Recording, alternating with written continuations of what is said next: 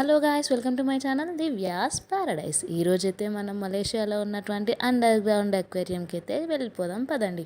ఇక్కడ different types of fishes అవైలబుల్లో ఉంటాయండి. ఇక్కడ ఏ ఫిష్ చూసినా కూడా చాలా అంటే చాలా డిఫరెంట్గా అనిపిస్తుంది.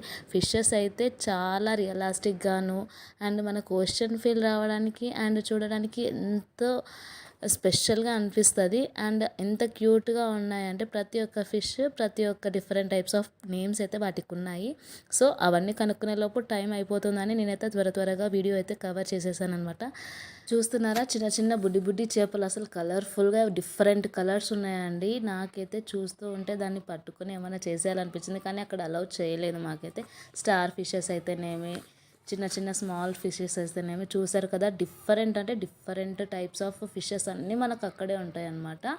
అండ్ అరేంజ్మెంట్ అయితేనేమి, అక్వేరియంలో పెట్టే విధానం అయితేనేమి ఇంకా మాటల్లో చెప్పలేను. ఇక్కడ చూసేసారు కదా, వాల్స్కి అయితే డిఫరెంట్గా ఉన్నాయి. అండ్ వాల్స్లోనే ఒక అక్వేరియం పెట్టేసి ఎలా అయితే అరేంజ్ చేశారో చాలా అంటే చాలా బాగా అరేంజ్ చేశారనమాట. ఇక్కడ చూస్తున్నారు కదా, ఒక్కొక్క వాల్కి మనమైతే ఏదైనా పిక్చర్ పెట్టినా లేదంటే ఏదైనా ఫ్రేమ్ పెడితే ఎలా ఉంటుందో ఆ విధంగా అయితే అరేంజ్ చేశారనమాట.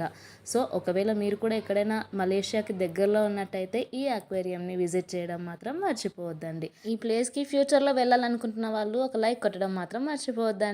ఆల్రెడీ వెళ్ళి ఉంటే కనుక కామెంట్లో పెట్టేసేయండి. అండ్ లాస్ట్ అండ్ ఫైనల్గా అండర్ గ్రౌండ్ అక్వేరియంలోనే ఒక స్పెషల్ ప్లేస్ అయితే చూపించేస్తాను పదండి.